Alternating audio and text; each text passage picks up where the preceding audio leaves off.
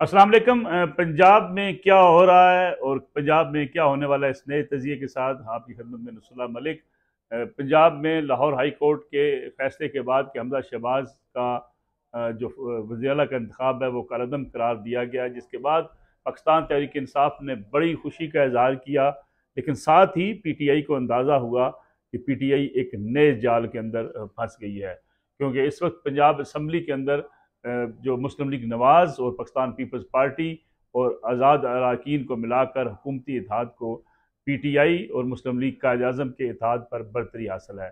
गो इस लिहाज से PTI जो पहले तनकीद करती रही कि हमजा शहबाज का इंतखाब पंजाब असम्बली के अंदर नहीं हुआ, ईवान इकबाल के अंदर हुआ, फिर साथ ये कहा गया कि असम्बली के क़वायद व ज़वाबित के मुताबिक नहीं हुआ,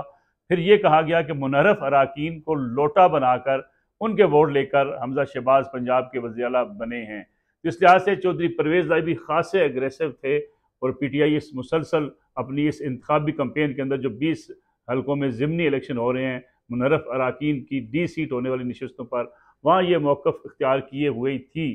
कि इन मुनहरफ अरकान को जो है वो हराना चाहिए, क्योंकि उन्होंने पार्टी के साथ गद्दारी की है। गोया हाई कोर्ट के इस फैसले के बाद और हाई कोर्ट की तरफ से कल तक वज़ीर आला पंजाब के इंतखाब को मशरूत करने के बाद अब PTI के पास कोई और रास्ता नहीं बचा कि कल 4 बजे दोबारा इंतखाब होगा और हमजा शहबाज इस वक्त जो पंजाब असम्बली के अंदर 2 से 3 वोटों की अक्सरियत रखते हैं, और इस बात का इम्कान भी है कि जो 5 नाराज़ अरकान मुस्लिम लीग नवाज़ से PTI के साथ गए थे उसमें से 3 वापस आ चुके हैं, एक और रुकन वापस आ सकता है। तो इस लिहाज से पाकिस्तान मुस्लिम लीग नवाज़ और पीपल्स पार्टी के इत्तेहाद को 3 अरकान की बरतरी हासिल हो जाएगी। और अगर हमजा शहबाज दोबारा वज़ीर आला पंजाब मुंतखब होते हैं तो PTI का ये बयानिया जो है वो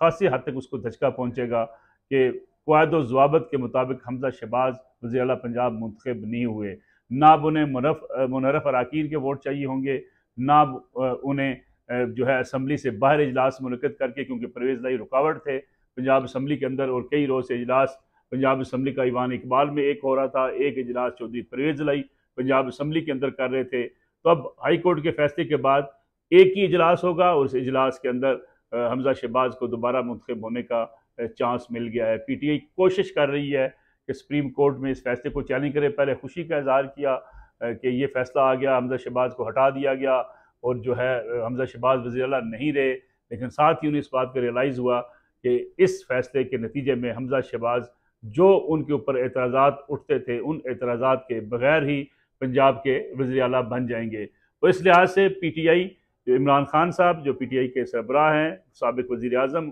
एक इंतखाबी मुहिम चला रहे थे उन 20 हल्कों में जहाँ ज़िमनी इलेक्शन 17 तारीख को 17 जुलाई को होने जा रहे हैं। वहाँ वो ये लोगों को बावर करा रहे थे कि अगर ये नशिस्तें PTI जीत जाती है तो पंजाब का वज़ीर आला जो है वो हमजा शहबाज नहीं रहेंगे। लेकिन हमजा शहबाज के दोबारा इंतखाब के बाद इस बयानिए को, इस कैंपेन को भी धचका पहुँचने का अंदेशा है। और जो पहले ही कहा जा रहा था कि PTI शायद इन 20 में से